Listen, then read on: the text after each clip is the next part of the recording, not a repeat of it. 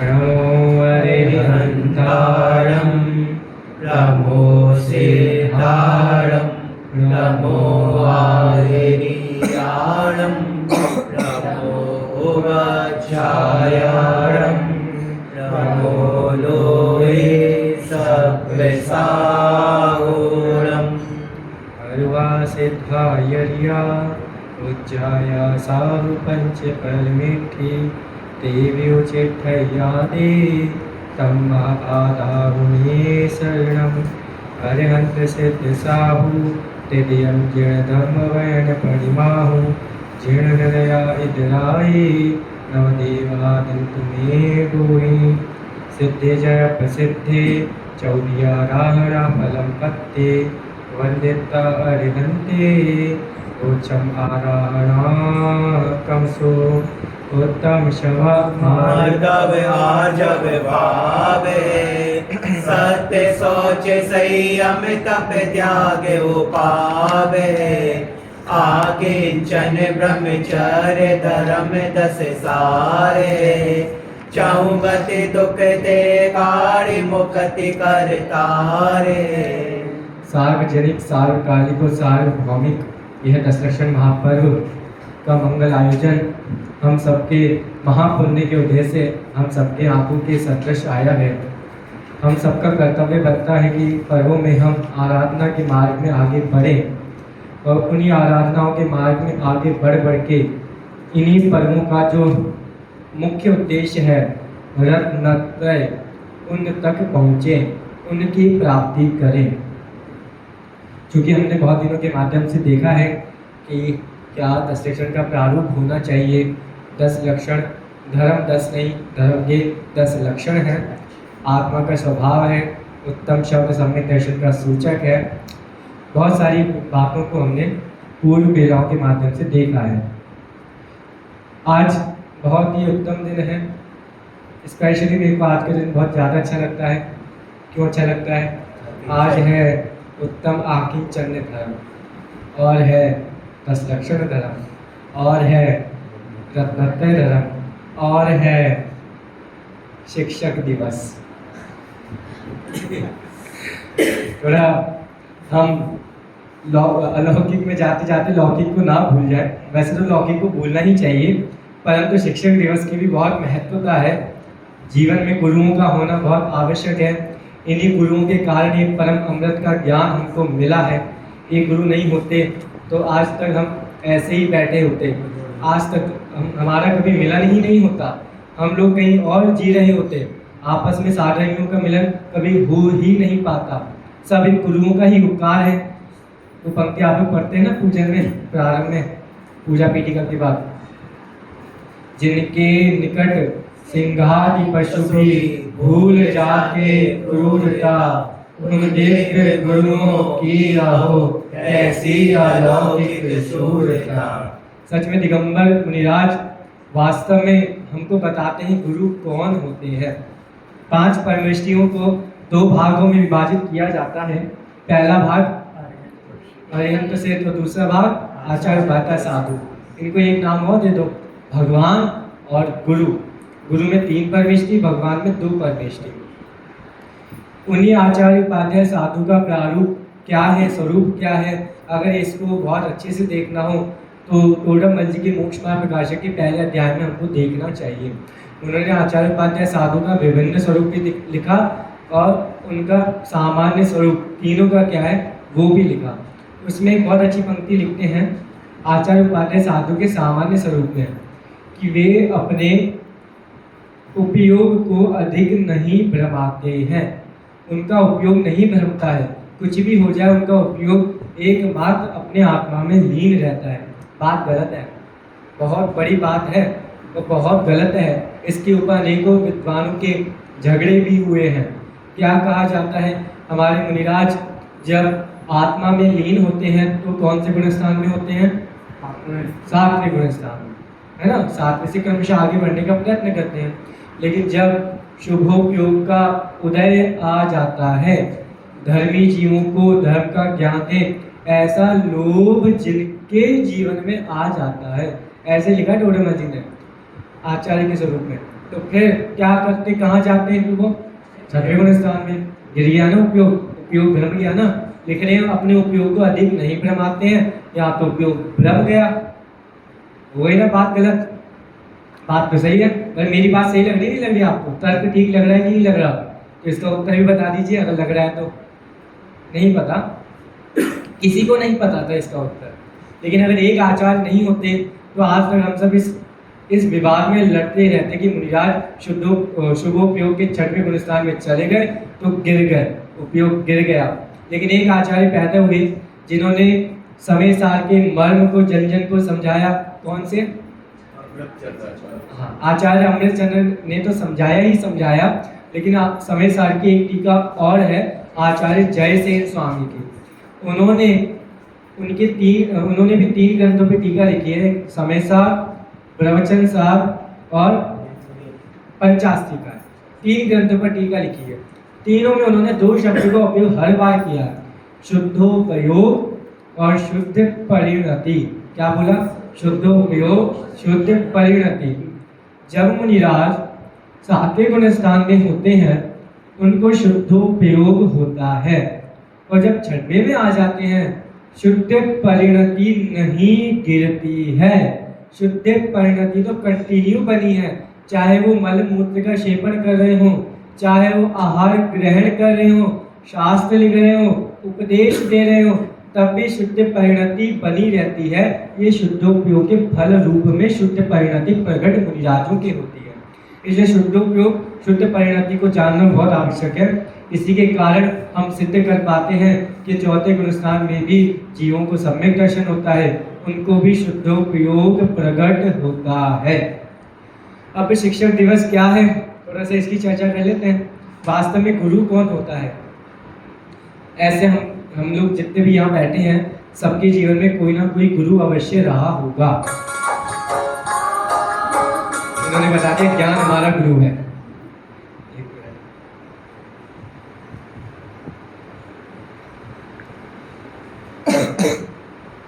तो सबके जीवन में कोई ना कोई गुरु अवश्य रहा होगा। लेकिन वास्तव में देखा जाए तो सच्चे परमात्मा, सच्चे गुरु कौन है? सर्वज्ञ देवा तदुत्तर ग्रंथ कर्तारः गणधर देवा प्रति गणधर देवा तेषां वचनानुसार मासाद्य पूरी परंपरा। ठीक है। लेकिन आज शिक्षक दिवस क्यों मनाते लोग में? किसका जन्म हुआ था आज के दिन? हाँ, सर्वपल्ली राधाकृष्ण, इनका जन्म हुआ था। ये बहुत अच्छे अध्यापक थे, इत्यादि इत्यादि, सब कुछ पता है। लेकिन शिक्षक दिवस वास्तव में क्या होता है? तो चलते हैं अपने आचार्य यति विशव स्वामी के पास, जिन्होंने तिलोत्पन्नति नाम का एक पवित्र ग्रंथ लिखा है। उसमें उन्होंने बताया शिक्षक दिवस कब मनाया जाना चाहिए। क्या लिखा उन्होंने? जिस दिन भगवान महावीर के समूह शरण में गौतम गणधर पधारे और वह गौतम थे, गणधर बने और 4 ज्ञान के धारी हुए, मुनि दीक्षा ली, द्वादशांग के पाठी हुए, उस दिन से मनाया जाता है शिक्षक दिवस। ऐसा वीर शासन जयंती है ना, वीर शासन जयंती को ही वास्तव में शिक्षक दिवस कहा गया है। लेकिन वास्तव में गुरु कौन होता है? बाहर में जो विद्या अभ्यास कराते हैं उनका तो बहुत उपकार है ही, लेकिन सबसे परम उपकार किसका है? इसके लिए भी हम देख लेते हैं आचार्य पूज्यपाद स्वामी का अष्टोपदेश ग्रंथ और वादीप सिंह सूरी का शस्त्र चूड़ामणि ग्रंथ। दोनों में एक बहुत अच्छी बात लिखी है, आत्मनः आत्मने तिष्ठतु, आत्मा ही आत्मा का गुरु है। ये बात तो झूठी लगती है ना? हम अपने आप गुरु हो सकते हैं क्या? हो सकते हैं। जब कक्षा में बच्चे पढ़ते हैं और एक दिन में 8 पीरियड लगते हैं, एक टीचर आता है, अपना पीरियड पढ़ाता है, चला जाता है, कभी ना कभी कोई ना कोई पीरियड खाली रह जाता है, उसमें बच्चे क्या करेंगे? ऐसा कोई बच्चा तो ईमानदार होगा नहीं जो पढ़ेगा, समझती ही करेंगे, है ना? अगर टीचर नहीं आएगा तो उस समय जगता है आत्मना आत्मने तिष्ठतु, अच्छे बच्चों के लिए कि आत्मा ही आत्मा का गुरु है तो पढ़ो। ऐसी जब हम कोई पाप करते हैं तो एक बात तो हमारी अंतरात्मा हमको सचेत करती है, यह गलत है, नहीं करना चाहिए। यह है आत्मना आत्मने गुरु, आत्मना आत्मने तिष्ठतु, आत्मा ही आत्मा का गुरु है। इसलिए गुरु का जीवन बहुत पवित्र है और वो हमारा शिष्य का जीवन पवित्र बने, ऐसी भी वो पवित्र भावना भी रखते हैं और वैसा प्रयास भी करते हैं। गुरु कभी अपने शिष्यों में पार्शलिटी नहीं करते हैं। जो पार्शलिटी करते हैं वो गुरु नहीं होते हैं। हमेशा सभी छात्रों को समान देखते हैं, सभी विद्याभ्यास ग्रहण करें, ऐसा प्रसिद्ध उदाहरण आपको पता है द्रोणाचार्य, उन्होंने पार्शलिटी की थी कि नहीं की थी? की थी। तो उनको सच्चा गुरु कहे कि नहीं कहे? नहीं कह सकते। फिर भी जगत में द्रोणाचार्य की बहुत महिमा है ना। कहीं कहीं ऐसे बंगाल के क्षेत्र हैं जब द्रोणाचार्य की पूजा भी होती है बहुत जगह है। कर्म कांड करने वाले कम नहीं हमारे भारत में, बहुत लोग हैं। तो ऐसे ही इस दशलक्षण पर्व के अंतर्गत ये शिक्षक दिवस आया है। ये हमको यही भी प्रेरणा दे रहा है कि भाई ये धर्म हमारे गुरु हैं, ये हमको समझाते हैं, हमारे स्वभाव तक पहुंचाते हैं, इसलिए इन धर्मों को धारण करना चाहिए। आज कौन सा दिन है? उत्तम आकिंचन्य धर्म। हम सभी अभी पूजन करके आए हैं। आकिंचन्य क्या है ये समझते हैं पहले। ना किंचन्य इति आकिंचन्यः, किंचित भी नहीं होना, इसका नाम आकिंचन्य है। लेकिन क्या नहीं होना? तो परिग्रह नहीं होना, ये सबको बताया। पढ़िए। परिग्रह 24 भेद, त्याग करे मुनिराज जी, तृष्णा भाव उछे, घटती जान घटाइए। मैंने चूंकि पहले बताया था आपको, जिनवाणी माँ ने हमको क्या क्या नहीं दिया, सब कुछ दिया है। तो देखो भैया, परिग्रह रखना अच्छी बात है, बुरी बात है। तो परिग्रह तो सब समझते हैं, अनाप शनाप रुपया पैसा आदि इकट्ठा करना, उसका नाम परिग्रह है। अब परिग्रह कुछ भी हो सकता है, एक पेंसिल भी हो सकती है और बड़े से बड़ा बंगला भी हो सकता है। तो भाई परिग्रह 24 भेद हैं, आप सबको पता है। त्याग करें मुनिराज जी, मुनिराज भी त्याग करते हैं और श्रावकों के लिए भी क्या है? परिग्रह परिमाणानुव्रत। परिग्रह परिमाणानुव्रत के अंतर्गत श्रावक भी अपने परिग्रह को सीमित करते हैं। अगर हमारा काम 10 कपड़ों में चल सकता है तो श्रावक 10 कपड़े ही रखेंगे, 11 कपड़ा नहीं खरीदेंगे। तृष्णा भाव छेद, घटती जान घटाइए। तृष्णा का भाव घटना चाहिए। मूर्छा परिग्रह, ममत्व परिणाम इति नाम परिग्रह। ममत्व का नाम परिग्रह है। बाहर की वस्तुओं में ममत्व भाव रखना, यह परिग्रह कहलाता है। परिग्रह के 24 भेद सभी को पता है। कितने? पहले 24 भेद को बंटवारा करो। 10 बहिरंग और 14 अंतरंग। 14 अंतरंग में सबसे पहला परिग्रह है मिथ्यात्व। ठीक है, आप सबको पता है मिथ्यात्व पूरी कषाय है, 9 कषाय आ जाएंगी आपकी। फिर 10 बहिरंग परिग्रह में क्षेत्र, वास्तु, हिरण्य, सुवर्ण, धन, धान्य, दासी, दास, गुप्त, प्रमाणादि, क्रमः। अगर जिसको आलस आए तो एक बार खड़ा हो सकता है अपने स्थान पे पीछे जाके। तो आलस नहीं लाना। मानते सुबह सुबह का समय से अपनी नींद छोड़कर पूजन करते हैं, आलस आ जाता है, लेकिन थोड़े आलस को कंट्रोल करना हमको आना चाहिए। देखिए, अब परिग्रह तो वैसे क्या कहें परिग्रह के बारे में, फिर भी सबसे ज़्यादा आज हमको आसक्ति भाव अगर किसी चीज़ की रहती है पूरे विश्व में लोगों को, तो किसकी रहती है? पैसों की रहती है। हमें पैसा मिलना चाहिए, हम ऐसा काम करें कि हमारे घर में बैठे बिठाए पैसा आ जाए। लेकिन आश्चर्य की बात है, जिस पैसे को हम परिग्रह मानते हैं, हमारे आचार्य उसको परिग्रह ही नहीं मानते। हमारे 10 बहिरंग परिग्रह में उनके नाम है क्या पैसे का? नहीं है। गिन लो एक बार। क्षेत्र, वास्तु, हिरण्य, सुवर्ण, धन, धान्य, दासी, दास, गुप्त, प्रमाणातिक्रमा। ठीक है, तो ऐसे इनमें पैसा तो नहीं आता। तो पैसा परिग्रह जुड़ कैसे गया? देवलोक में पैसा होता है क्या? स्वर्ग में वहाँ पे अशर्फियाँ चलती हैं क्या? पता नहीं भाई, हमें कैसे पता? नरकों में, अच्छा देवलोक में दुकानें नहीं होती होंगी, जैसे अपने यहाँ दुकानें हैं, बाहर कुछ भी जाओ सामान खरीद लो, वहाँ भी तो दुकानें होंगी, नहीं है?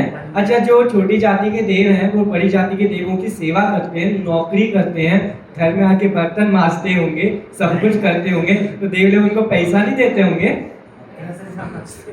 कुछ भी नहीं, मतलब वहाँ पे फ्री में काम होता है। वाह, ऐसा देश होना चाहिए जहाँ फ्री में काम हो, सब अपनी सेवाएं दे सके। तो भाई चलो, वहाँ तो नहीं है। नरक में है? नहीं है। निगूत में है? नहीं है। तिर्यंच गति में है? नहीं है। अगर गाय के सामने घास रखेंगे और पैसा रखेंगे, कहाँ मुंह मारेगी गाय? घास में मारेगी, उसको पैसों की वैल्यू नहीं है। हमें पैसों की वैल्यू है, हम जानते हैं पैसे क्या होते हैं, कैसे कमाए जाते हैं, गाय क्या जाने। तो जो पैसा तीनों लोकों में नहीं है, हर जगह नहीं है, मात्र मध्य लोक में, इस मनुष्य लोक में, इस पंचम काल में, इस हुंडाव सर्पणी काल में, इसकी नई खोज का नाम है पैसा। आपको क्या लगता है चौथे काल में पैसे चलते होंगे?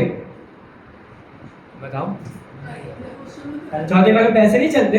अच्छा, भरत चक्रवर्ती ने 60,000 वर्षों तक पूरे इनको जीता और जीत का खजाना लिया होगा, उसमें पैसा नहीं होगा। जब इनके पास 14 निधि और 9 रत्न तो जरूरत ही नहीं। सोने के वो नहीं होंगे सिक्के, गोल्ड वहां भी नहीं होगा उनके पास।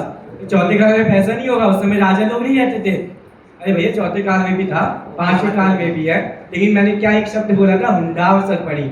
हुंडाव सर्पणी के कारण बहुत कुछ गलत गलत होता है, लेकिन भोग भूमि में पैसा नहीं होता है। वहाँ तो कल्प वृक्ष ही सबका धन है, जिसको जितना चाहिए ले सकते हैं। तो इस पैसे के प्रति हमारा महत्व छूटे, इसके लिए हमारे आचार्य ने बहुत सारे श्लोक कहे हैं। एक तो आपको पहले सुनाया था आत्मानुशासन का, आशा करतः प्रति प्राणी यस्मिन् विश्वम् अनुपमं कस्य किं कीयदायाति यथा वो विषयैषिता। कि भाई लोग तो तीन हैं और हर कोई तीन लोग का राजा बनना चाहता है, जीव अनंत है, कैसे बंटवारा हो? असंभव है, ये बंटवारा तो असंभव है।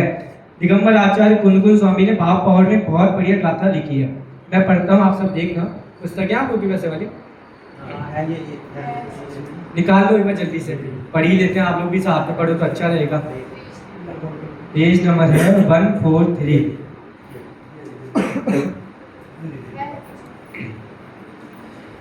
निकालिए सभी ने, देखो नीचे गाता है। पहले ये कार्तिक अनुपेक्षा की पढ़ लीजिए फिर। अच्छा, आप लोग का पुराना एडिशन है, उत्तम आकिन चंद्र धर्म का वो निकालिए जो लेख है, उसमें आप देखो आगे पीछे घुमा के, पीछे क्या निकालें? पीछे कहीं ना कहीं लेख एक देना पुस्तक में। ये आप प्रादुर्भाव नहीं आ गया वन को निकालिए, इसमें से आप देख लीजिए।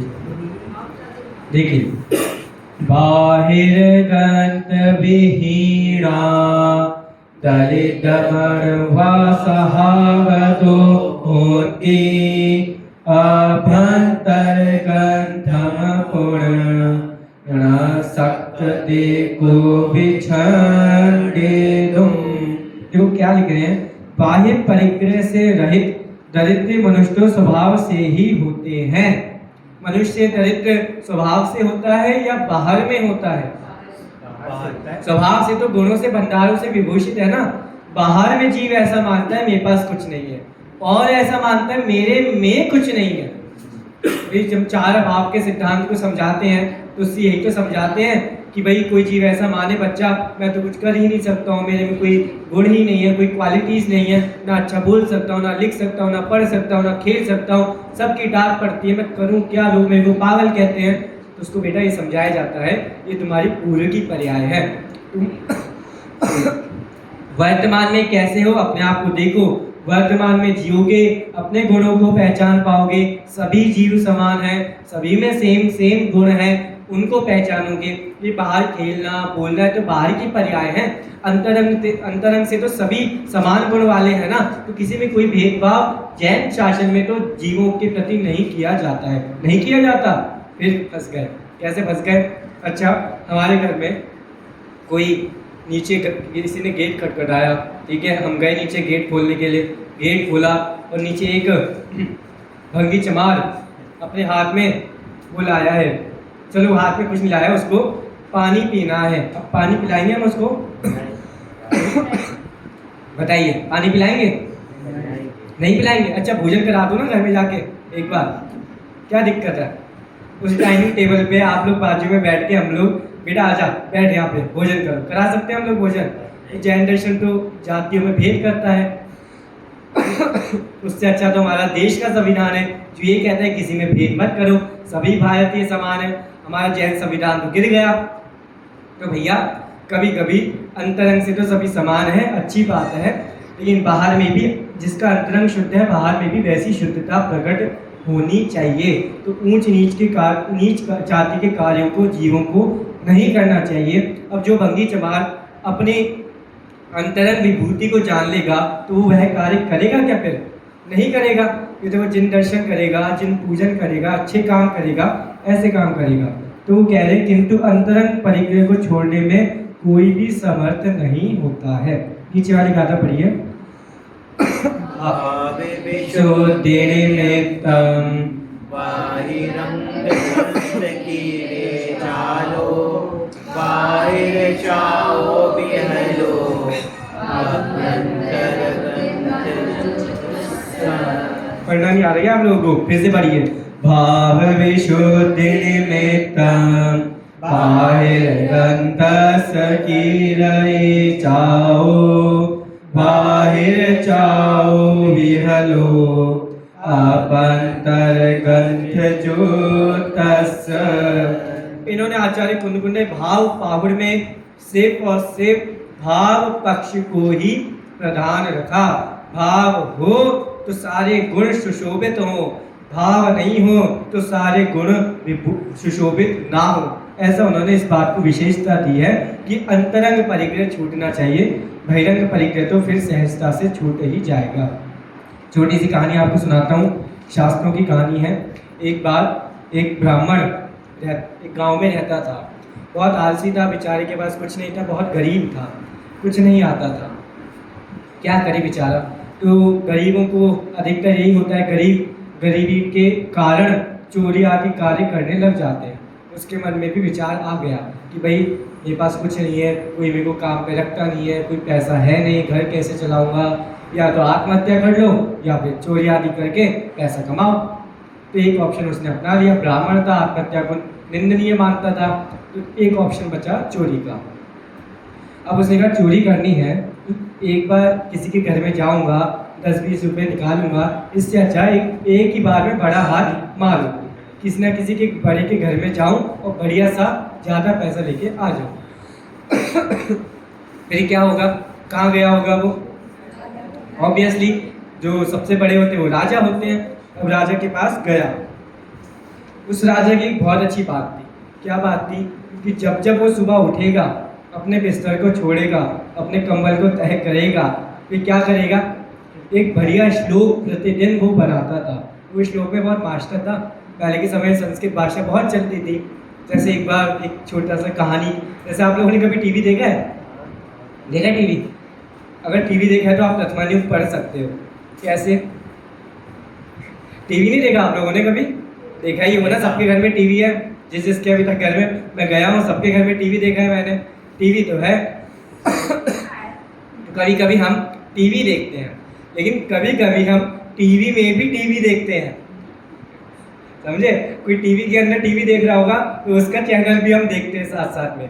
ऐसी वर्तमान युग में आप पढ़ोगे कभी तो एक कहानी शुरू होगी, पूरी हुई नहीं कि उसमें दूसरी कहानी, वो पूरी हुई नहीं, तीसरी कहानी शुरू हो गई, फिर जाके अंत में पहली कहानी का एंड करेंगे। तो ऐसे ही मैं भी आपको टीवी में टीवी दिखा रहा हूँ। अब उसको एक जगह रखो, अब एक नई कहानी देख लो। एक बार राजा भोज को चिंता हुई कि भैया हमारे राज्य में सब सुखी है कि नहीं है, एक बार देखा तो जाए। तो उसने कहा राजन, मंत्रियों को बुलाया, मैं देखना चाहता हूँ हमारे राज्य में कोई दुखी तो नहीं है। तो महाराज, उसने कहा महाराज अगर हम ऐसे जाएंगे तो लोग दुखी नहीं हों, दुखी हैं तब भी दिखाएंगे नहीं, हमको भेष बदल कर जाना पड़ेगा। चलो मंत्री भेष बदल के। सब देखा, सब कुछ बढ़िया देखा, सब संपन्न है, सबके पास पैसा है, गाड़ी है, मर्सिडीज है, सब कुछ सबके पास है, सब बढ़िया है। ठीक है, लगा लो उस समय की मर्सिडीज बैलगाड़ी हो गई ना। ठीक है, तो चले गए, सब कुछ सब बढ़िया। एक सामने से एक व्यक्ति आ रहा था। मई जून का ज़माना था, कितनी गर्मी थी, पैरों में चप्पल नहीं थी, सिर्फ धोती पहन रखी थी उसने, और उसके कंधों पर लकड़ियाँ थी, पसीने पसीने से तृप्त हो रहा था। अब इतना दुखी व्यक्ति है, कितना दुखी है। राजा आया, मतलब वो भेष बदला हुआ था ना, उसने बोला क्यों भाई इधर आना जरा एक मिनट, तुम कितने दुखी हो, पैरों में चप्पल नहीं है, नंगे पैर हो, धूप आ रही है, कितने दुखी हो भैया, तुम्हें इतना दुख हो रहा है तो तुम राजा के पास जाते क्यों नहीं हो, तुम्हारी हेल्प करेंगे। अगर घर में पैसे नहीं है तो बताओ, राजा देगा। तो उस व्यक्ति ने क्या कहा, राजन, अच्छा सॉरी, उसको बता दिया बाद में मंत्रियों ने कि राजा है, हम तुम्हारी हेल्प करेंगे, हमें पता लग गया तुम बहुत दुखी हो, लो ये 100 करोड़ रुपए रख लो। क्या ज़्यादा हो गए क्या? ले लो 10,000 ले लो, 10,000 10,000 रुपये रख लो, ठीक है। अब राजन ने उस व्यक्ति ने क्या किया वो सुनो। हे राजन, आपने मेरे को 100 करोड़ रुपए दिए हैं, मेरे को इस बात को जान के बहुत हर्ष हो रहा है, ऐसा आपको लग रहा होगा, लेकिन मेरे को बहुत दुख हो रहा है। जितना दुख मेरे को गर्मी दे रही है, जितना दुख मेरे को लकड़ियों का भार दे रहा है, जितना दुख मेरे को पसीना दे रहा है, उससे ज़्यादा कई गुना दुख मेरे को इस बात का हो रहा है, आपने जो बोला है संस्कृत भाषा वो गलत बोली है। कम से कम उस समय संस्कृत बोली जाती थी, कम से कम मेरा राजा तो संस्कृत सही बोले। तो सामान्य व्यक्तियों को उस समय संस्कृत का कितना ज्ञान था।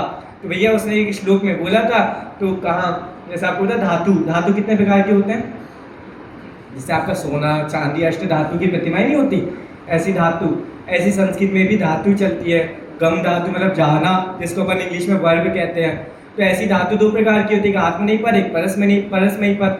तो उसने परस्मयी पद लगाना चाहिए था, उसने आत्मनेपद पद की धातु लगा दी। तो उस व्यक्ति को इस बात का बहुत दुख हो रहा है।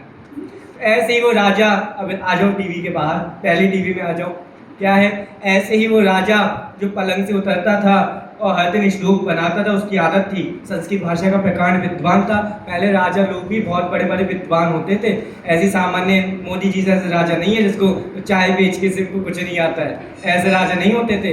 पहले राजा भी बहुत बड़े बड़े लोग होते थे, बहुत बड़े बड़े राजा जिनको ज्ञान था, जो ग्रंथ लिख कर गए हैं। आपको पता है चामुंडा राय कौन थे? उनका भी ग्रंथ है, वो राजा थे, उन्होंने दीक्षा ली थी, फिर उन्होंने भी ग्रंथ लिखा। ऐसे आपके वो अमोघ वर्ष राजा, वो भी जैन राजा थे, उन्होंने भी ग्रंथ लिखा। बहुत कहानियाँ हैं, कभी कभी आप देखना। तो ऐसे ही वो चोर चला गया और देखा तो भाई राजा के कमरे में बहुत बड़ा माल है, हीरा है, यही ले लेता हूँ, इसको बेच लूँगा, मिल जाएंगे 100 करोड़, मज़े आ जाएंगे, ये मनुष्य बाप ऐसे ही निकल जाएगा। तो फिर गया। अब वो बेचारा थोड़ा कंफ्यूज था, ब्राह्मण था ना, ज्ञान तो है ही उसके पास ज़्यादा। मैं क्या लूँ, हीरा लूँ या फिर ये लूँ, ये फ्लावर पॉट अच्छा लग रहा है, इसकी ज़्यादा कीमत होगी, ये होगी, समझ नहीं आ रहा क्या लिया जाए। सोचते सोचते पूरी रात निकल गई। वो बेचारा राजा के पलंग के नीचे लेटा रहा। राजा सुबह उठा, वो भी सो गया वहीं पर। राजा सुबह उठा, राजा ने श्लोक बनाया। श्लोक क्या बनाया सुनना। चेतो हरा युवतयः सुहृदोनुकूलः, इसमें नहीं है, सुनना ध्यान से। चेतो हरा युवतयः सुहृदोनुकूलः सद बांधवा प्रणय गर्भ गिरश्च भृत्यः गर्जन्ति दंति निबहास्तर लास्तु रंगा। 3 लाइन बना दी, 4थी लाइन नहीं बना पाया। इन 3 लाइन का अर्थ समझ लो। मेरी अनेक सुंदरी नवयुवती मनोहर स्त्रियां हैं, मेरे अनेक सच्चे मित्र और भाई बांधव हैं, मेरे बहुत से मीठे बोलने वाले विनीत नौकर हैं, मेरे पास अनेक हाथी गरजते रहते हैं और बहुत से शीघ्र दौड़ने वाले घोड़े भी मौजूद हैं। उसने अपने सपने में संपत्ति दिखी होगी, उसने अपनी उठकर संपत्ति के बहुमान के लिए श्लोक बना दिया। नीचे वाला व्यक्ति भी सुन रहा था। ब्राह्मण को थोड़ा तो संस्कृत का ज्ञान होता ही है, इसको नाम वो ब्राह्मण नहीं कहलाता था पहले, तो उसने भी एक लाइन उसमें जोड़ दी। अब क्या जोड़ी वो सुनना। चेतो हरा युवतः सुहृदोनुकूलः सद बांधवः प्रणय गर्भ गिरश्च भृत्यः गर्जन्ति दंति निबहास्तर लास्तु रंगा। अब अगली पंक्ति उसकी सुनना। सम्मील्यते नयन नयनयोर्न हि किंचिदस्ति। सब कुछ होने के बावजूद भी राजन, जब नेत्र बंद होने का समय आता है तो सब यहीं धरा रह जाता है। फिर उस राजा को बहुत आश्चर्य हुआ, किसने बोला, उसको बुलाया, सब कुछ जाना, 100 करोड़ रुपए उसको भी दे दिए। तो नेत्र बंद हो जाने के बाद इन घोड़े हाथी स्त्रियों और मित्रों नौकर चाकरों में अपना कुछ भी नहीं रहता है। ऐसी एक छोटी सी कहानी और सुन लो। एक राजा के दरबार में बहुत सारे ज्ञानी लोग थे, उनके बहुत सारे मिनिस्टर थे जो ज्ञानी थे। राजा ने सोचा मेरे दरबार में बहुत ज्ञानी है, एक मूर्ख भी होना चाहिए, तभी तो दरबार सुशोभित होगा।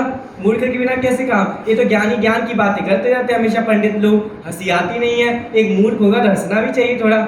तो पूरे जगत में घोषणा करवा दी भाई जो अपने आप को सबसे बड़ा मूर्ख माना जाता है वो आ जाइए, उसका दरबार में स्वागत है, हम उसको काम देंगे।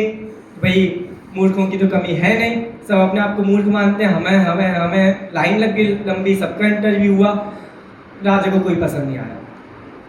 राजा ने कहा तुम सब मूर्ख नहीं, तुम सब ज्ञानी लगते हो, कोई मूर्ख है ही नहीं हमारे दरबार में, कोई मूर्ख चाहिए। तो एक बहुत बड़ा व्यक्ति आया, उसने कहा महाराज मैं सबसे बड़ा मूर्ख हूँ दुनिया का। आपको पता दुनिया में सब भारत में संस्कृति में सबसे बड़ा मूर्ख किसको कहा जाता है? नहीं पता? कालिदास को, कालिदास को सबसे बड़ा मूर्ख कहा जाता है। तो कहानी पता होगा, लेकिन वो कालिदास वाली कहानी नहीं, दूसरी है। तो उसको राजा ने कहा मैं सबसे बड़ा मूर्ख हूँ, आजा बेटा, तू अपने आप को सबसे बड़ा मूर्ख कहता है, तू लग भी रहा है मूर्ख है, शक्ल से भी लग रहा है मूर्ख है, आजा। महाराज जी मैं करूँगा क्या, मेरा काम क्या है ये तो बताओ। कुछ काम नहीं है, ये लोग ज्ञान की बातें करेंगे सारे ज्ञानी जन, तू फालतू की बात करना, हमको हंसा देना, बस इतना सा काम है। हर दिन आता था, ये सब हंसाता था, बढ़िया करता था। एक दिन वो दरबार में आया, दरबार खाली, राजा नहीं है, कोई नहीं है, अब क्या किया जाए। तो भाई उसने सैनिकों से पूछा राजा कहाँ है, आज कहीं घूमने गए क्या, ताजमहल देखने गए क्या, कहाँ पर है? तो कहा राजा बहुत बीमार है, उनके मरण का समय आ गया है, इसलिए सभी मिनिस्टर उनके पास बैठकर उनको ज्ञान की बातें सिखा रहे हैं।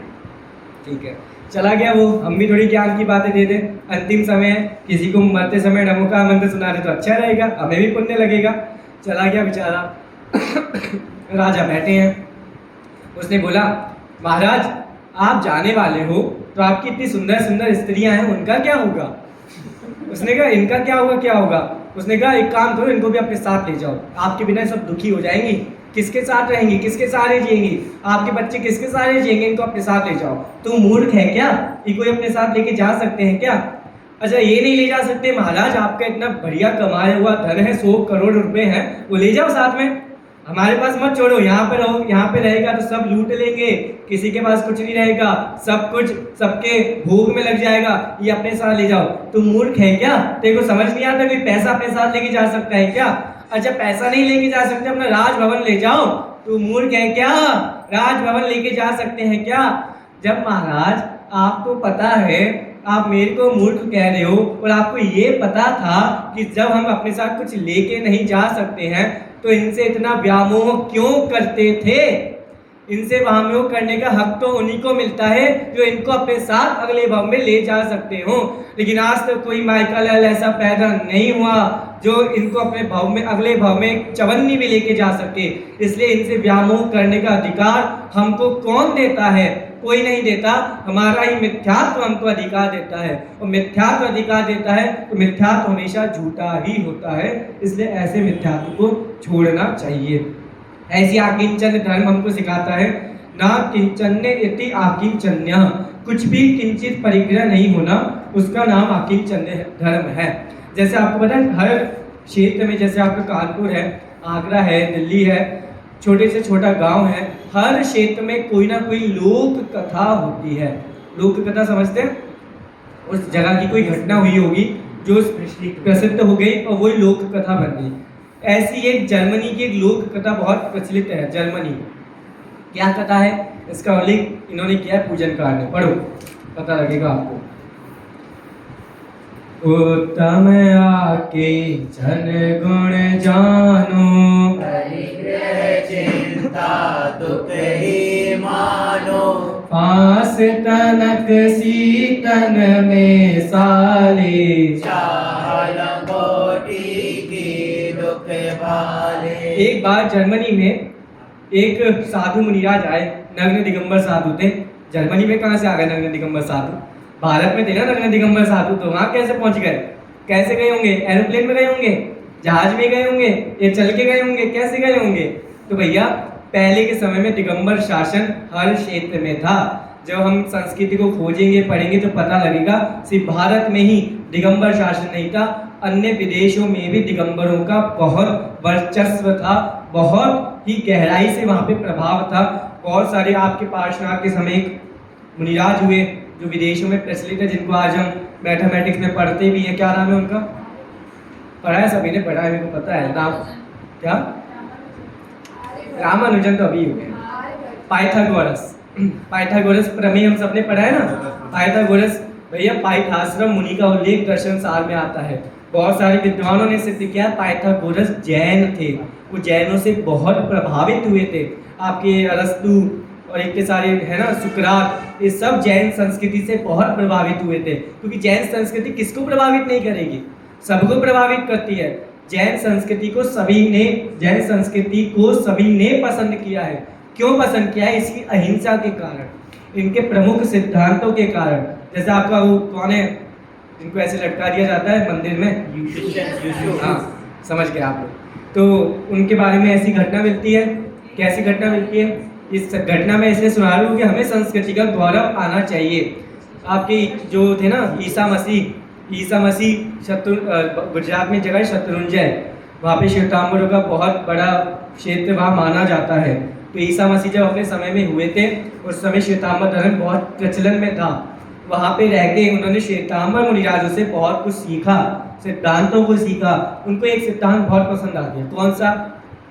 सभी अपने अपने सुख दुख के करता है। अकर्तावाद का सिद्धांत समझ में आ गया, कोई किसी का करता नहीं है। अब वो यहाँ से जब विदेश में चले गए, जहाँ भी गए वहाँ पे तो उन्होंने सबको ये समझाया, जो सीख के आए थे वही समझा दिया, भाई सब अपने अपने करता है, कोई किसी के सुख दुख का करता नहीं है। अब विदेशों में एक पॉलिसी चलती है, गॉड इज किंग, है ना, किंग हमारा राजा ही भगवान है।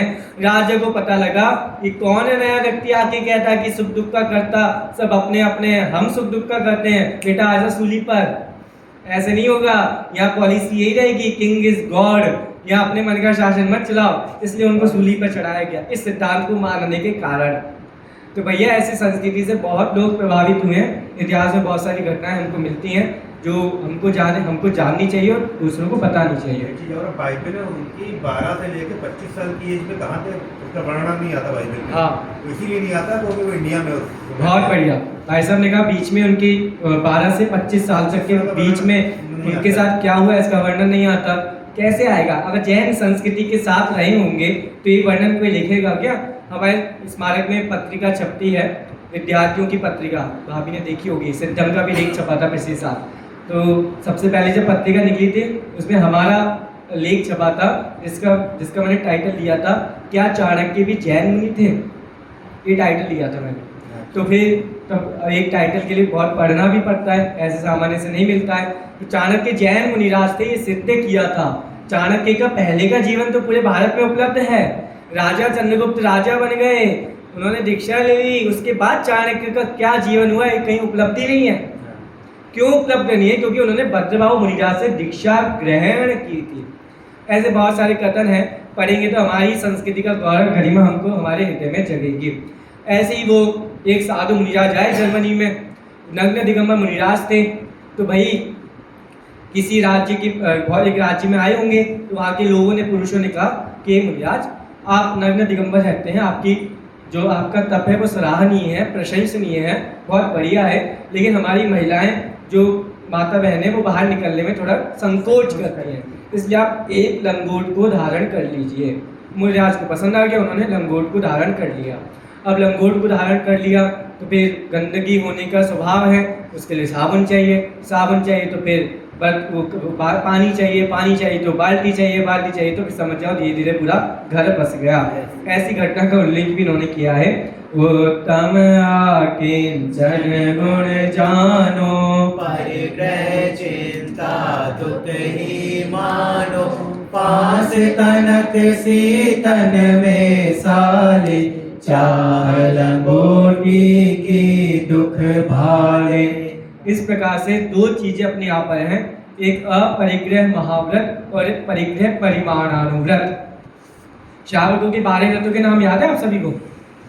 किसी को याद है श्रावक के 12 व्रत कौन कौन से होते हैं? 5 अणुव्रत, 3 गुणव्रत, 4 शिक्षा व्रत। 3 गुणव्रत जो है ना, दिग्व्रत, देश व्रत और अनंत दंड व्रत, सभी जितने भी गुण हैं श्रावक के, क्योंकि हम अभी श्रावक है ना, श्रावकों की बात करते हैं। मुनिराज के पास तो किंचित परिग्रह है ही नहीं, श्रावकों के पास परिग्रह है। उस परिग्रह से हमें महिमा कैसे, मोह भाव कैसे कम करना है, इसके लिए एक परिग्रह परिमाणानुव्रत है, एक भोगोपभोग परिमाणानुव्रत है और ऐसे दिग्व्रत देश व्रत में भी बाहर परिग्रह के प्रति ममत्व भाव छुड़ाया जाता है। देखो कैसे अलौकिक बात है आचार्य समंतबद्ध स्वामी की। दिग्व्रत किसे कहते हैं? एक किंचित उदाहरण आपको देता हूँ। दिग्व्रत किसे कहते हैं? दिग्व्रत मतलब 10 दिशाओं में आने जाने की मर्यादाओं को सीमित करना, उसे दिग्व्रत कहते हैं। अब समंतबद्ध आचार्य को बात नहीं जमी, बात जमी लेकिन कुछ विशेष बात जमी, तो रत्नकर्ण शावकाचार्य में कुछ विशेष लिखा। क्या लिखा सुनना ध्यान से। उन्होंने लिखा 10 दिशाओं में आने जाने वालों की जो मर्यादा है सीमित करते हैं, ऐसे श्रावकों को जो दिग्व्रत होता है वो महाव्रत के समान है। भैया दिग्व्रत को महाव्रत के समान कह रहे हैं, कैसे? महाव्रत के समान नहीं कह रहे, उसको महाव्रत ही कह रहे हैं। अलौकिक से आज बात लगाए उन्होंने, दिग्व्रत महाव्रत कैसे हो सकता है? तो भैया समझा रहे हैं जो 10 दिशाओं में आने जाने की मर्यादा, मैं भारत से बाहर नहीं जाऊंगा तो भारत से बाहर का जितना भी पाप है उसका सर्वदेश त्याग हो गया। वो सर्वदेश त्याग वाले अनुव्रत होते हैं, महाव्रत होते हैं, महाव्रत। तो इस अपेक्षा से दिग्व्रत में, देश व्रत में भी महाव्रत को ऐड करते हैं। इसलिए वो यही समझाना चाहते हैं कि वास्तव में श्रावक भी अंत में चाह लंगोटी फांस तन किसी तन में साले, चाह लंगोटी की दुख बाले। सरल है, फांस लग जाएगी, जब तक हमारा फांस निकले ना हमारा उपयोग वहीं लगा रहता है। खाने में कुछ दांतों में अड़ जाए, जब तक वो ना निकले, जब तक जीव ऑटोमेटिक वहां जाती रहती है। ऐसे ही जो श्रावक हैं, व्रती हैं, उन्होंने जो परिग्रह कम किया है, परिग्रह के प्रति आसक्ति भी कम की है, उनके अंतरंग में भी बारंबार यही रट लगी रहती है, ये भी जाए, इनका विनाश करूं।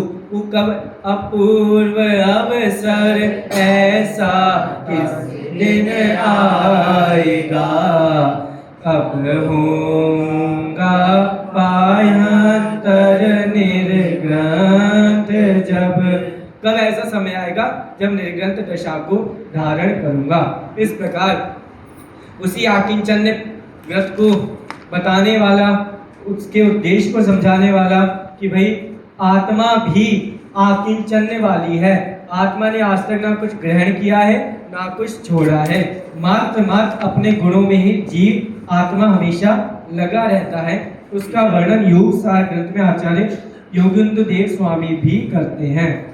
योग सार कल अच्छा लगा था, आप लोगों ने प्रश्नोत्तर बनाए थे ना कल, बहुत बढ़िया प्रश्नोत्तर बनाए थे। इसमें योग सार को भी लिया था, तो कहीं से अपने आप मन से बनाए थे, पहले से कहीं से देखा था?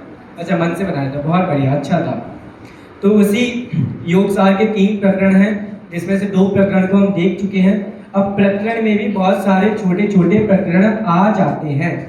उन छोटे छोटे प्रकरणों को बोलते हैं अंतराधिकार।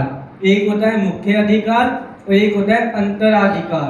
मुख्य अधिकारों में भी अंतराधिकार बहुत सारे होते हैं। तो ऐसी परमात्माओं का लक्षण भी अंतराधिकार आचार्य देव ने यहाँ पर बनाया है। इसके अतिरिक्त ध्यान के पूर्व पुण्य पाप को तो समझाया है, लेकिन जीव को प्रेरणा मिले उसका एक अंतराधिकार आचार्य देव ने बनाया है। अब अंतिम प्रकरण आता है ध्यान, जो कि सबसे बड़ा तप है ध्यान। और ध्यान जिसको होगा उसका कल्याण अवश्य होगा। और आजकल बहुत प्रचलन में भी चल रहा है मेडिटेशंस, है ना, सब लोग करवाते हैं। और हम योग ध्यान ऐसे बहुत सारे चलते हैं ना, ध्यान करना चाहिए, लेकिन वास्तव में ध्यान क्या होता है और ध्यान क्या होना चाहिए, इसलिए हमारे आचार्य देवों ने बहुत इस विषय पर लिखा है। अगर आपको विशेष देखना हो, द्रव्य संग्रह देखिए, योग सार देखिए। इसके अतिरिक्त आपका शुभचंद्र आचार्य का ज्ञानार्णव नाम का एक ग्रंथ है, उसको देखिए। आचार्य कुंदकुंद स्वामी ने रयण सार नाम का ग्रंथ लिखा है, उसमें भी ध्यान का बहुत वर्णन किया है। देखते हैं ध्यान सबसे पहले कहते किसे हैं, पहले ये तो समझ लें। पहला सूत्र है, मतलब आपके जो पेश किया है ना उसमें देखिए, तत्वार्थ सूत्र के 9वें अध्याय में सूत्र आता है। मैं एक बार सूत्र पढ़ूंगा, आप लोग उसको रिपीट करेंगे, ठीक है। उत्तम सहनस्यैकाग्र चिंता निरोधो ध्यान मातर मुहूर्तात्। बोलिए, आग्र निरोधो ध्यान मातर मुहूर्तात्। तोड़ के देख लो। उत्तम सहनन एकस्य एकाग्र चिंता निरोधो ध्यानम अंतर मुहूर्तात्। ठीक है, तो ऐसे फिर पूरा पूरा आप ऐसे पढ़िए, उत्तम सहन से काग्र चिंता निरोधो ध्यान मांतर मुहूर्तात्। दुनिया में ऐसा कोई भी कार्य नहीं है जो ध्यान के बिना ना हो। हम रोटी भी बनाएं तब भी ध्यान चाहिए, हम सोएं तब भी ध्यान चाहिए, हम व्यापार करें तब भी ध्यान चाहिए, हम गाड़ी चलाएं जब भी ध्यान चाहिए, सब जगह ध्यान ही है। ध्यान के बिना आज तक कोई कार्य सिद्ध नहीं हो पाया है, और नजर हटी तो दुर्घटना घटी। ऐसी ध्यान से ध्यान भंग हुआ तो फिर दुर्घटना ही जगत में होती रहती है। तो ध्यान कहते किसे, पहले ये तो समझ लें। तो देखो भैया, योग सार में यही नहीं बताया ध्यान किसे कहते हैं।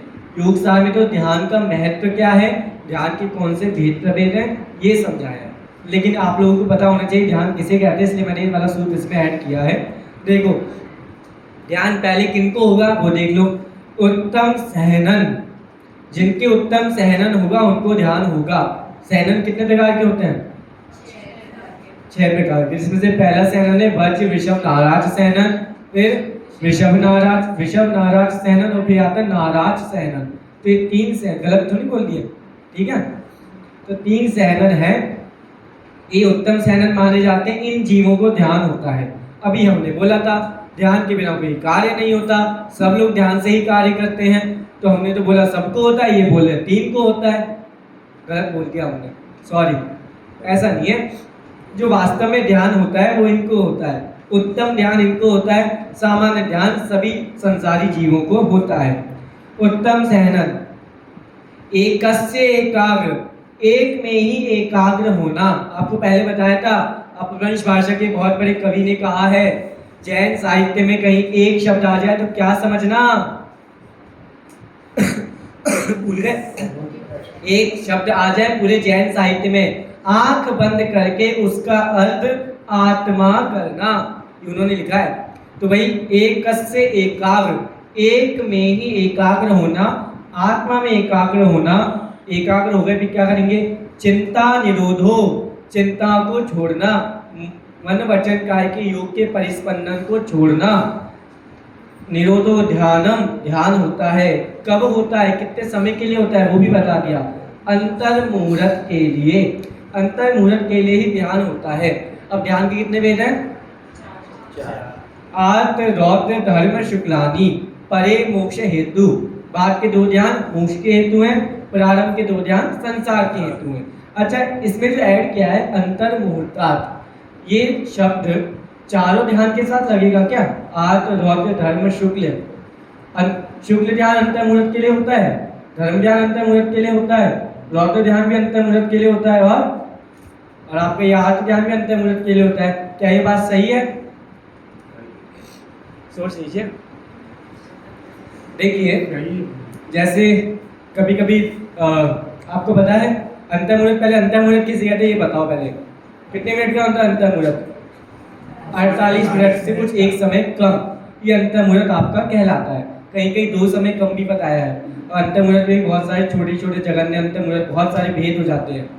तो भाई जब जब जीव किसी चीज में एकाग्र होता है तो उसका मिनिमम मैक्सिमम टाइम अंतर मुहूर्त तक ही एकाग्र हो सकता है, उसके बाद नहीं होता। इसलिए वो भजन सुना है, एक मुनिराज झूलना झूल रहा था, वो तो 6वें और 7वें में झूल रहा था।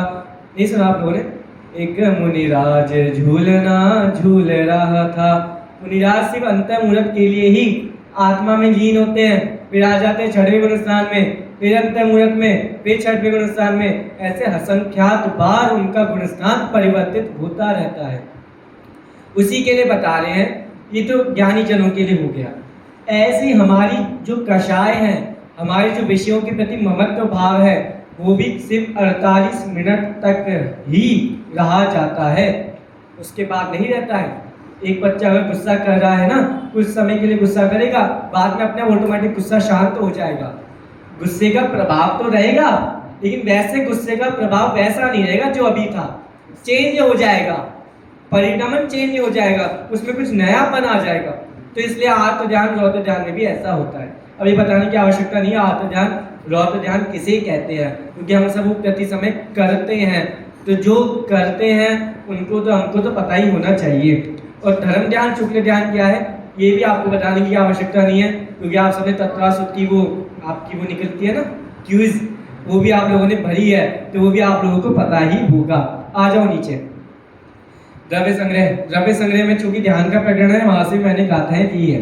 देखो प्रेरणा दे रहे हैं, अरे दोनों मुक्ति मग बस ध्यान में ही प्राप्त हो, इसलिए चित्त प्रसन्न से नित करो ध्यानाभ्यास तुम। आप लोगों ने आदिनाथ भगवान की पूजन पढ़ी कभी? वो वाली पुरानी वाली मोही राको नहीं नहीं वो तो वो आती ना, महारी दीन तणी सुन बीनती। तो एक व्यक्ति दादा सुनाते हैं, एक व्यक्ति ये पढ़ रहा था पूजन, उसे बहुत सारी चारों पतों की दुर्दशा का वर्णन किया है, तो आंखों से आंसू बह रहे थे, उनको पढ़ रहा था। उससे पूछा क्यों रो रहे हो, क्या वर्णन किया है, कैसे कैसे दुख हमने सहे हैं, सहा नहीं जाता, सुना नहीं जाता, सोचा नहीं जाता, ऐसे दुख हम सहकर भी आए हैं। कितने लोगों ने हम पर अत्याचार किया, मैं ऊंट बलद भैंसा भयो, पापी दे सोटन की मार हो, ऐसी पंक्ति आती है ना। तो भैया ऐसी आप आ जाओ यहाँ पर, ये तो आप लोगों ने नहीं पढ़ी होगी, आप लोगों ने ये वाली पढ़ी होगी अधिकतर। भवन में जी भर घूम चुका, कण कण को जी भर भर देखा। तो भैया रोना आना चाहिए ना, सब कुछ देख लिया है फिर भी संसार में कहीं सुख नहीं है, क्या बात है, उसकी लय भी ऐसी है, रोने जैसी लय है उसकी।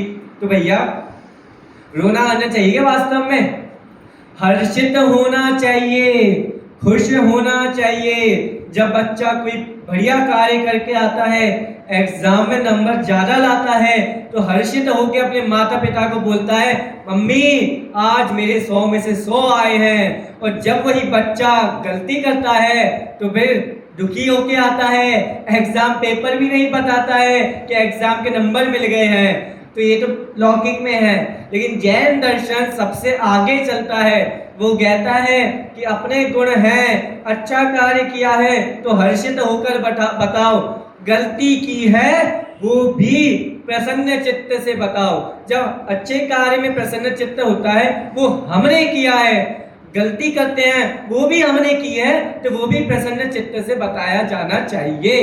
भगवान के सामने रोना नहीं चाहिए, बाहरी भावना पढ़ के हमें ग्लानि भाव, रोने जैसा भाव, रुदन भाव नहीं आना चाहिए, हर्षित होने का भाव आना चाहिए। ऐसा ऐसा कर दिया है, अब समय आ गया है, ऐसा नहीं करना है। इसलिए कह रहे हैं चित्त प्रसन्नता पूर्वक ध्यान करो, रोकर ध्यान मत करो, करना पड़ेगा। सुबह सुबह टीचर आ गए हैं, मेडिटेशन करना पड़ेगा। किसको पसंद है सुबह उठ के 5 बजे उठ के छत पे जाके मेडिटेशन करना? किसी को पसंद नहीं है, सबको सोना पसंद है। लेकिन कह रहे हैं मुनिराज हैं, श्रावक हैं, चित्त प्रसन्न हो, पहला लक्षण है चित्त की प्रसन्नता। खुद अगर हम हर्षित नहीं है, हमें खुद सेटिस्फेक्शन नहीं है, तो वो तुम्हारा ध्यान नहीं है, वो ध्यानाभ्यास है, ध्यानाभास, ध्यानाभ्यास नहीं ध्यानाभास, ठीक है। तो अरे दोनों मुक्ति मग बस ध्यान में ही प्राप्त हो। दो मुक्ति मार्ग कहाँ से आ गए? मोक्ष तो एक ही होता है, मोक्ष का कोई भाई बहन भी होता है क्या? कहाँ से आ गए दो मुक्ति मार्ग? कौन कौन से होते हैं?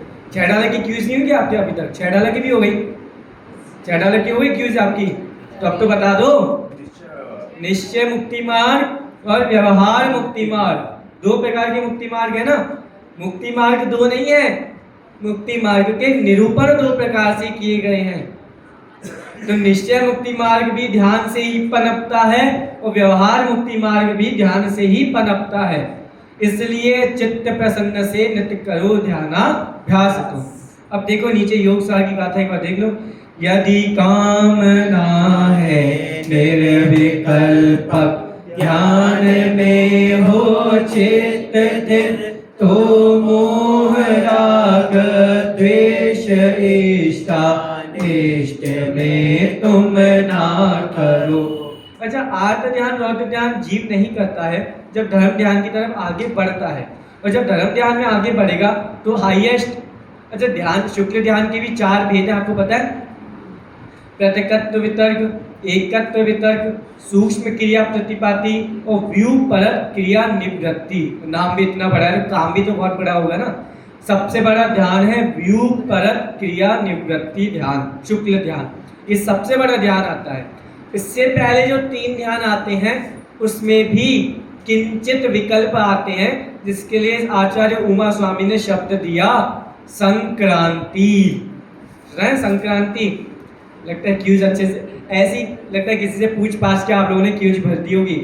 अगर कोई ऐसी क्यूज की कंपटीशन निकलती है, अच्छा है हमारा स्वाध्याय होता है तो बढ़िया स्वाध्याय हमको करना चाहिए, और फिर कहीं से भी कोई भी प्रश्न पूछ ले फिर उसको भरो, तब आनंद आए। तो ऐसी संक्रांतियाँ होती हैं, मकर संक्रांति है आपकी, वो कर्क संक्रांति, ये वाली, ये नहीं, ये तो संक्रांति लौकिक संक्रांति है, ये विकल्पों की संक्रांति होती है।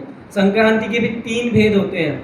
उनमें क्या होता है, जो पहले के शुक्ल ध्यान है उनमें थोड़ा थोड़ा किंचित किंचित विकल्प उठ जाता है, मन से सोचने का विकल्प, वचन से बोलने का विकल्प, ऐसे उसमें 3 भेद हैं।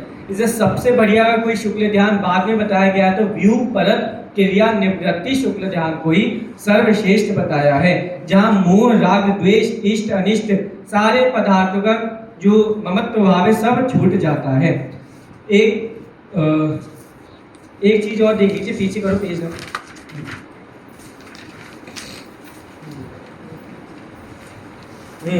देखो ये अपन सिर्फ आज पढ़ लेते हैं, 3-4 गाथाएं, इनका विवेचन अपन कल समझेंगे। देखो इसमें बहुत सारी मैंने आपको उद्धरण भी अनेक अनेक ग्रंथों के दिए हैं।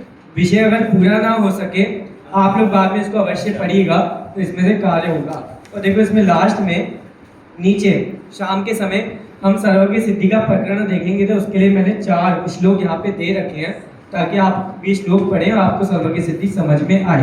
तो शाम को जिसको समझने की जिज्ञासा अवश्य आइएगा।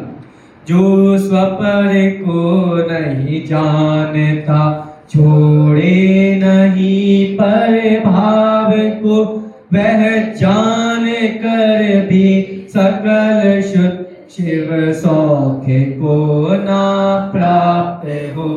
भाई एक मिनट, सकल शुद्ध को जानकर भी मोक्ष का पात्र नहीं है जब तक उस सकल शुद्ध का ध्येय ध्यान में ना पहुंचे।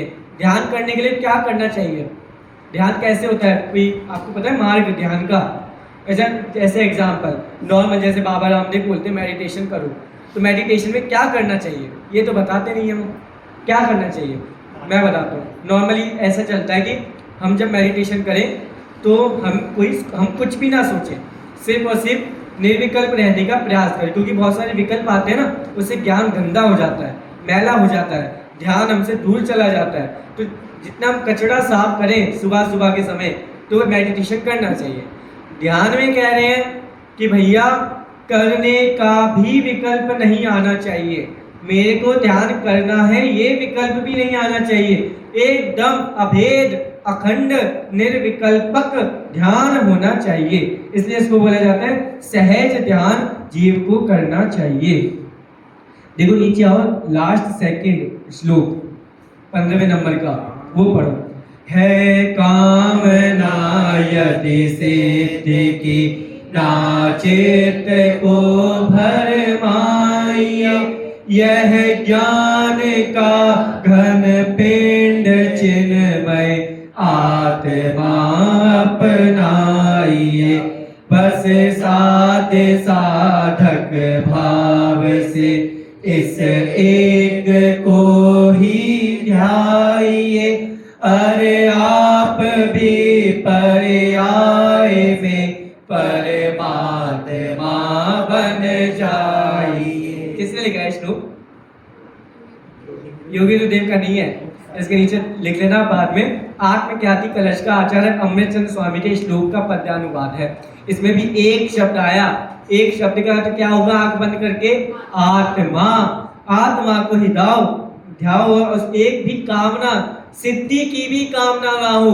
इसलिए अमृतचंद्र आचार्य को लिखना पड़ा ना मोक्षो भी मुमुक्षुता, मोक्ष की इच्छा रखने वाले मुमुक्षु को भी मोक्ष की प्राप्ति कभी नहीं होगी। इच्छा, कामना, अभिप्राय, वासना महत्वाकांक्षा कुछ भी उस विषय के प्रति नहीं होना चाहिए। इसका नाम है निर्विकल्पक ध्यान। तभी हम आत्मा में परमात्मा पर्याय को धारण कर पाएंगे। एक बार इस श्लोक को पढ़ के आज की बात को पूरी करते हैं। इसे श्लोक को पुनः पढ़िए। है कामना यदि सिद्धि की, नाचेत को भरमाइए। यह ज्ञान का घन पेट चिन्मय, आत्मा अपनाइए। बस साध साधक भाव से, इस एक को ही ध्याइए।